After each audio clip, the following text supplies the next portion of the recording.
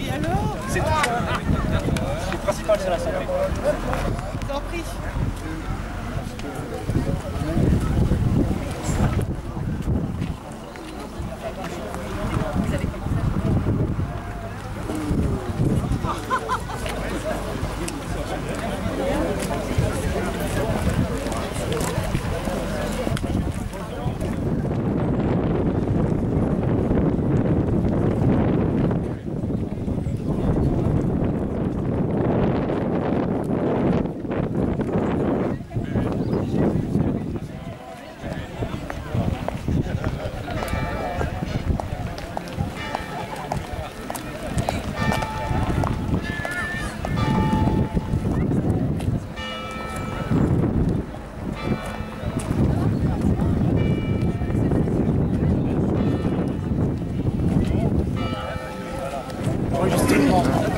Ah oui, ça y est, là ça enregistre. Essaye de pas te... Oui, ça je suis pas... Bon, il faut peut-être... Oh, pardon, ouais,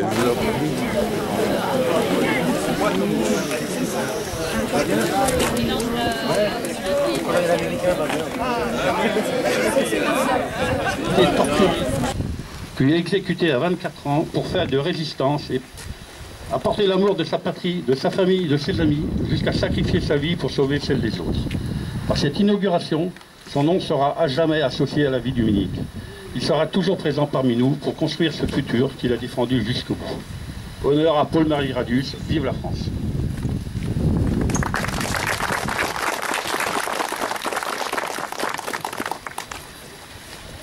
Bien, bonjour à tous.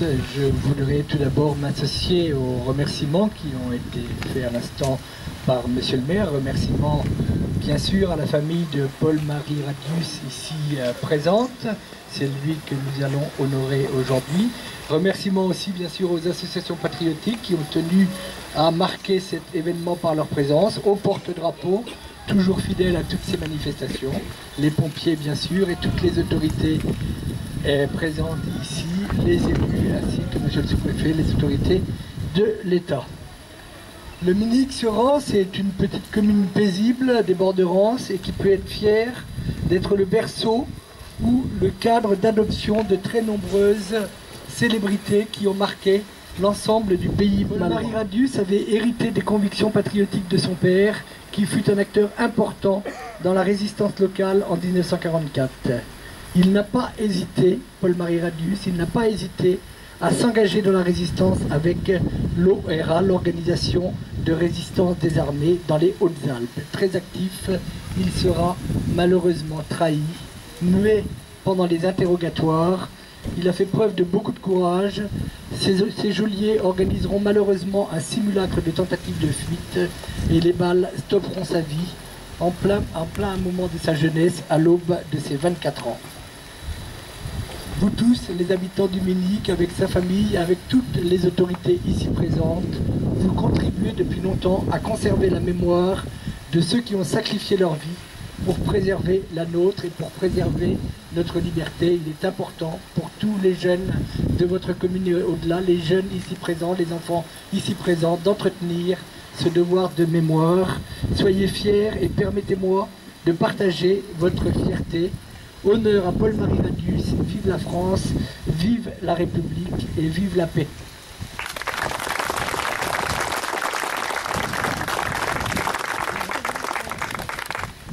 Monsieur le député, monsieur le maire, j'ai plaisir également à saluer tout le conseil municipal du Minic et toutes les autorités qui sont joints à nous, notamment les élus. Paul-Marie Radius était issu d'une famille où les notions de valeur étaient fortes, je me plais à saluer, et il s'est distingué pendant toute sa courte vie par une foi, par un enthousiasme, par un courage hors du commun.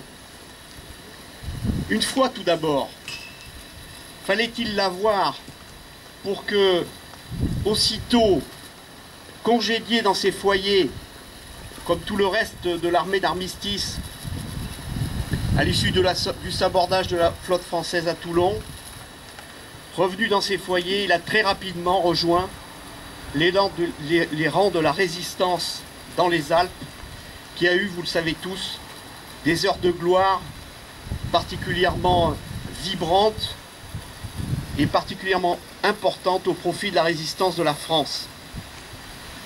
Un enthousiasme, fallait-il en avoir dans des périodes aussi troublées? Tous les témoignages concordent pour nous dire que Paul-Marie Radius était un personnage rayonnant, un personnage enthousiaste, un personnage qui était un véritable entraîneur d'hommes. C'est pour ça qu'effectivement, il avait réussi à embrasser cette carrière d'officier de l'armée de terre française, qui malheureusement a été écourtée pour les raisons que j'ai indiquées. Enfin, je dirais beaucoup de courage. De courage parce que quand on analyse effectivement les conditions de sa disparition, c'est parce qu'il voulait sauver un de ses camarades du maquis qui avait des difficultés médicales, qu'il est descendu à Gap, alors que tout le monde lui conseillait de ne pas rejoindre cette ville où il serait reconnu. Et malheureusement, en dépit de son déguisement, il a été très rapidement reconnu par les Allemands, sans doute trahi par une personne, et il a été torturé, puis lâchement assassiné, donc le 10 juillet, je crois, 1944, soit à peine un mois avant la libération de Gap, suite au débarquement de Provence. Je voulais aussi mettre cette mémoire que nous célébrons aujourd'hui en perspective du 70e anniversaire que nous fêtons en France de la libération de notre pays. Le secrétaire d'État aux anciens combattants a souhaité que ce 70e anniversaire soit célébré non pas de manière classique comme le font les autorités d'habitude, mais s'appuie sur un certain nombre d'initiatives locales qui permettent de montrer que cet événement de libération de la France était un événement qui a concerné toutes les communes de France. Et je félicite le Minic de s'être inscrit dans cette démarche en mettant en avant l'un de ses enfants particulièrement glorieux, qui malheureusement maintenant, si j'ai bien compris, ne repose plus au Minic, mais au mémorial de Villeurbanne, où ont été rassemblés tous les résistants de Rhône-Alpes. Et merci beaucoup, monsieur le maire, merci à votre conseil municipal et à toute la population, et aussi à la famille de Paul-Marie Radius que je salue, d'avoir participé à ce grand mouvement. En tout cas, nous sommes tous rassemblés aujourd'hui pour célébrer une personnalité exceptionnelle qui restera un grand modèle pour tous les Minicois et particulièrement pour les jeunes. Merci à tous.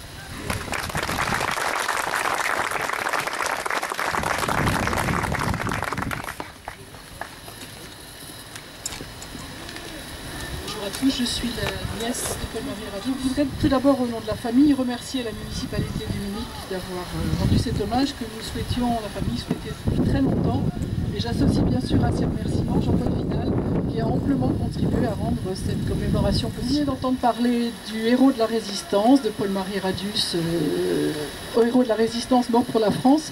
Je souhaiterais maintenant évoquer l'homme qu'il fut avant, l'homme dont j'ai entendu parler toute ma vie, ainsi que mes frères, mes cousins, mes cousines, avec tendresse, admiration et enthousiasme. L'homme qui aimait la vie, qui aimait ce village, qui aimait la maison qui se trouve derrière moi, tout près d'ici, au-delà des arbres. J'ai un peu de mal avec mes feuilles, excusez-moi. Paul-Marie a peu habité le manoir du Houx que ses parents ont acheté en 1934 alors qu'il avait 14 ans. En effet, entre cette date et 1939, il étudie à Paris où il loge chez sa grand-mère maternelle. Mais il vient au Houx pendant toutes les vacances scolaires et profite à fond de ce que toute la famille, la maison et le village lui offrent. Outre les baignades dans la Rance, les occasions de s'amuser entre frères et sœurs ne manquent pas. Mais en toute saison, il participe aussi beaucoup au travail de l'exploitation agricole avec son père. Il aime particulièrement s'occuper de l'élevage, il a des tas d'idées. Et ainsi, quand à 18 ans, il commence la préparation à Saint-Cyr et se dirige vers une carrière militaire, il précise à la famille « Quand je serai colonel en retraite, je m'installerai où et j'élèverai des poules ». Et à ce moment-là, il avait déjà commencé un élevage de poules de race et reconnaissait chacune d'elles, enfin du moins c'est ce qu'il affirmait. En 1940, à 20 ans, il est au Houx avec sa mère, ses frères et sœurs et des cousins. Son père, lui, est mobilisé. Arrive le mois de juin, la famille écoute à la radio les nouvelles anglaises et entend avec enthousiasme l'appel du général de Gaulle. Aussitôt, Paul-Marie et son frère Yves, un an plus jeune, donc 19 ans à l'époque, décident de partir en Angleterre. Ils préparent chacun un baluchon, enfourchent leur bicyclette et partent sous les yeux de la famille rassemblée. Mais ils devront rebrousser chemin rapidement. En septembre 1941, après les épreuves d'admission à Saint-Cyr, il se débrouille pour rentrer au Houx en tant que volontaire pour les travaux agricoles de la campagne 1941. C'est très officiel, il reçoit une lettre d'engagement de la mission de restauration paysanne qui précise qu'il sera nourri et logé dans l'exploitation agricole et recevra une prime journalière. C'était tout de même bien joué. L'année suivante, il poursuit ses études à Aix-en-Provence, où est transféré à l'école de Saint-Cyr. Il obtient le grade de sous-lieutenant. Démobilisé le 25 novembre, il refuse les postes avantageux qui lui sont proposés et prépare son départ pour les maquis des Hautes-Alpes. Avant cela, il revient au Houx. Comme les étudiants n'ont pas à partir en Allemagne, il devient étudiant. Il s'inscrit en histoire à la faculté de Rennes. À la fin de l'année universitaire, en mai 1943, il déclare occuper l'emploi d'agriculteur au service de Louis Radius, au Munich-sur-Rance. Un mois après, il est dans le Haut-Champsaur. Une fois parti, il n'oublie pas le village. Sachant que son père souhaite participer à la résistance, il favorise son engagement en lui présentant, lors d'un de ses séjours où un camarade de promotion à Saint-Cyr qui habite dans le coin. Cela permet à lui d'entrer en contact avec le réseau Libénor et de monter au Munich une petite équipe dont parlait monsieur le sous-préfet, qui se joindra ensuite à celle de Langrelais et qui a eu une grande importance dans le coin. Et par la suite, les lettres de Paul-Marie depuis le maquis montrent qu'il garde tout son intérêt pour le Houx. Alors, je vais vous donner quelques exemples rapides. Le 5 août 1943, sachant que son frère Olivier est à la maison, il regrette de ne pas être là pour le rendre fou du travail de la terre, dit-il. Le 29 mars 1944, en réponse à une lettre de ses parents, il commente « J'avais pensé que si Sonate avait une génisse, on pourrait l'élever. Je vois que les patates ont été faites en temps. » Et il soupire « Dire que si j'étais là, je serais en train de faire un potager au poil. » Le 10 avril, il s'informe, l'avoine est-elle faite, les patates doivent lever. Le 23 avril 1943, donc nous sommes bien d'accord, il demande est-ce que le veau de Gardine aura le sort de celui de 42 et Cantate pousse-t-elle bien? Les interrogations, alors que dans le Haut-Champsaur, la vie du réseau de résistance est bien sûr de plus en plus difficile et dangereuse. Voilà, donc je souhaite que cette plaque posée tout près de l'endroit de la maison où Paul-Marie a tant aimé la vie fera continuer à vivre sa force, son courage et son esprit de résistance. Merci.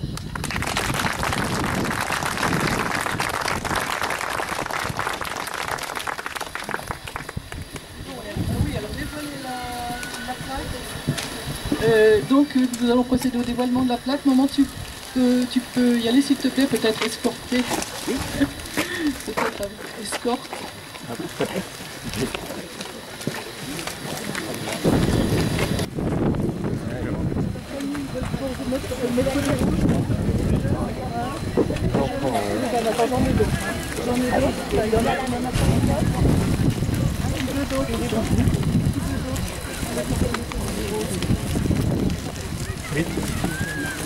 Oui.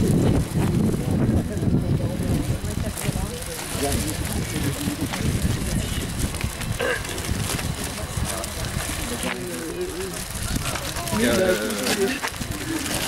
ai une.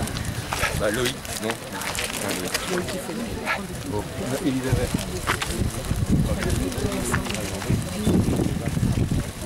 On a déjà des nouvelles.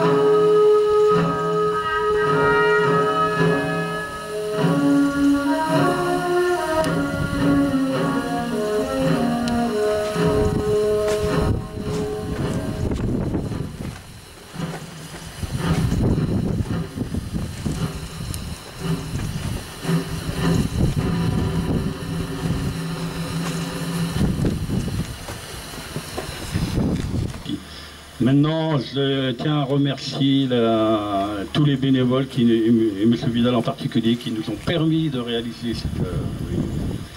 Et je vous convie à un pot de l'amitié et du souvenir à la salle Dieu le veut qui se situe au bout de la rue. Merci à tous.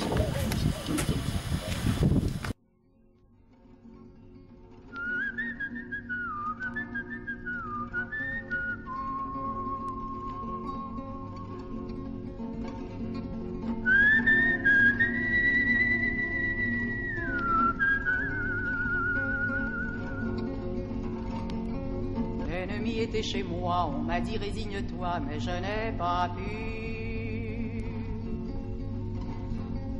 Et j'ai repris mon arme.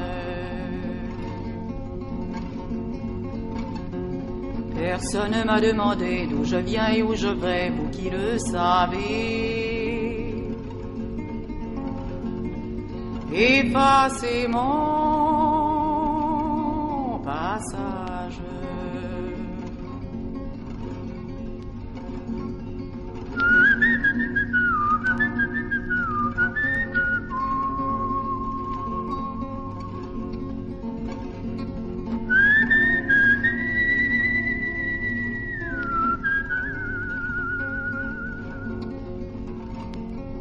J'ai changé 100 fois de nom, j'ai perdu femme et enfant, mais j'ai tant d'amis. Et j'ai la France entière.